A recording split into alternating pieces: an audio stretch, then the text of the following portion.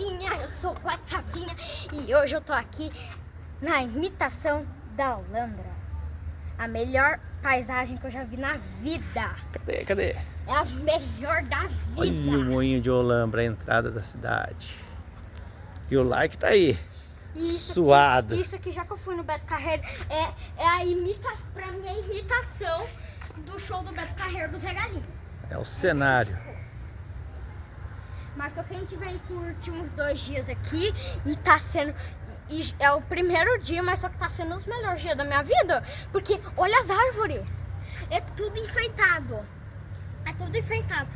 Mas só que nesse vídeo vai ter a parte 2 pra vocês verem como que vai ser legal. Você vai na roda gigante? Vou.